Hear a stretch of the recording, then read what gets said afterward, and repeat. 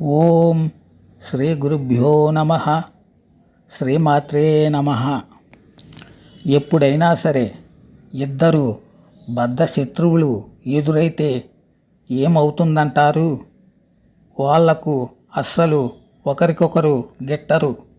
ఎడ్డుమంటే తిడ్డం అంటారు.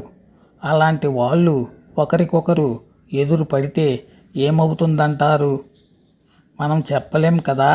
జరిగితే మంచి జరగొచ్చు, లేదంటే గొడవ జరగొచ్చు.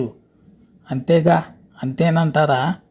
ఏమో, ఏం జరుగుతుందో ఎలా చెప్పగలం?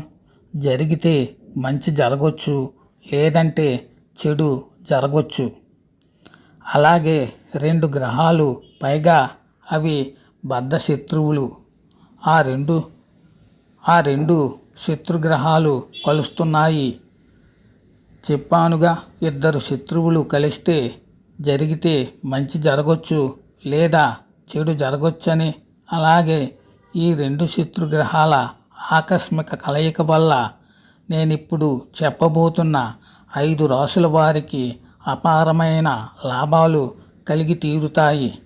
ఈ 5 రాసుల వారి జీవితంలో భారీగా పెను మార్పులు వస్తాయి. అటు ఉద్యోగంలో కానీ, ఇటు వ్యాపారంలో కానీ ఊహించనంత విపరీతమైన లాభాలు వస్తాయి. గ్రహాలు తరచూ మారుతూ ఉంటాయి. ఇది జ్యోతిష్య శాస్త్రంలో మామూలే.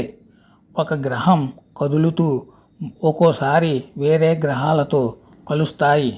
అలా ఆగస్టు నెలలో 2 శత్రుగ్రహాలు కలవబోతున్నాయి, బుధుడు, కుజుడు. ఈ 2 గ్రహాలు విరుద్ధ భావాలు, వ్యతిరేక ధోరణులు కలిగి ఉంటాయి. అందువల్ల ఒకదానికొకటి శత్రువు. అలాంటి శత్రుగ్రహాలైన బుధుడు, కుజుడు ఆగస్టు నెలలో కలిసి సంచరించబోతున్నారు. ఈ శత్రుగ్రహాల కలయిక వల్ల ఈ 5 రాసుల వారు మాత్రం అపారమైన లాభాలను పొందుతారు. ధన లాభంతో పాటు మంచి పురోగతి కూడా లభిస్తుంది. ఇంతకీ ఆ 5 రాసులు ఏంటా అని కంగారు పడుతున్నారా? చెబుతాను. ముందుగా నాదొక మనవి. నేను చెప్పబోతున్న ఈ 5 రాసుల్లో మీ రాశి ఉందేమో ఒకసారి చూసుకోండి.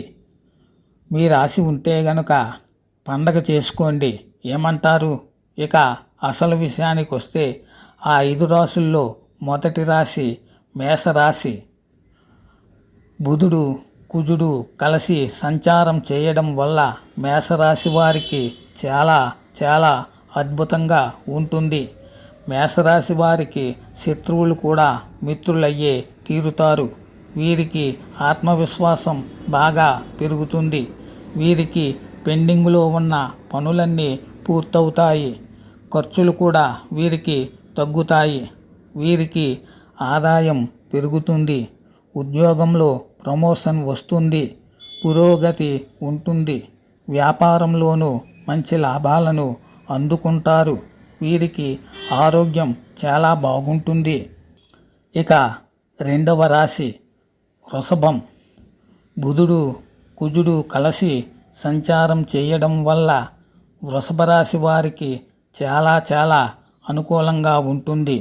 ఈ సమయంలో వృషభ రాశి వారు డబ్బు చాలా ఎక్కువగా సంపాదిస్తారు. వృషభ రాశి వారికి ఆర్థిక పరిస్థితి అమోఘంగా పెరుగుతుంది. ఆదాయం రెట్టింపు అవుతుంది. వృషభ రాశి వారికి సమాజంలో గౌరవ మర్యాదలు పెరుగుతాయి. అందరూ వృషభ రాశి వారిని పొగుడుతారు. వృషభ రాశి వారు గతంలో ఏవైనా అప్పులు చేసి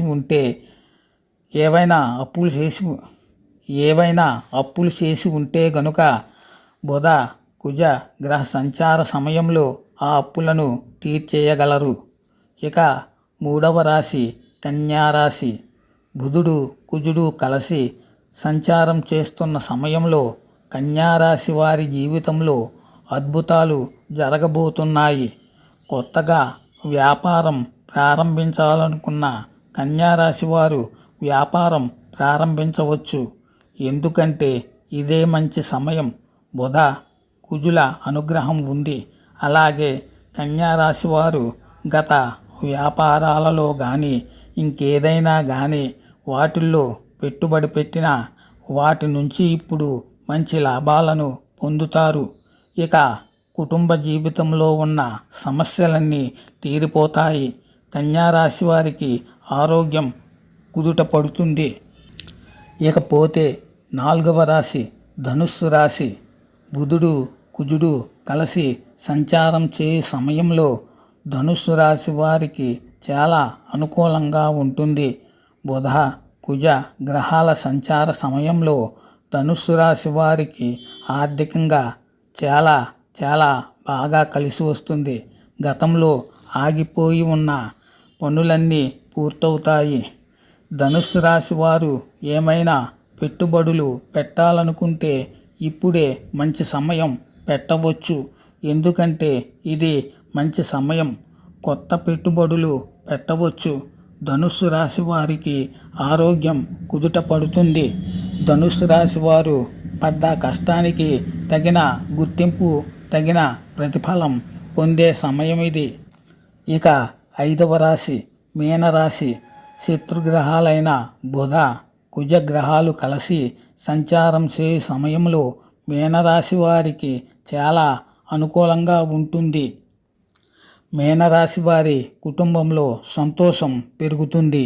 అలాగే ఆత్మవిశ్వాసం కూడా పెరుగుతుంది. మీనరాశి వారికి ఆకస్మికంగా ఆర్థికంగా లాభాలు కలుగుతాయి. మీనరాశి వారికి ఉద్యోగంలో ప్రమోషన్ వస్తుంది. అలాగే ఉద్యోగంలో పురోగతిని సాధిస్తారు. కుజ బుధ గ్రహాల కలయిక వల్ల మీనరాశి వారికి కలలు తీరిపోతాయి. కోరికలన్నీ నెరవేరుతాయి.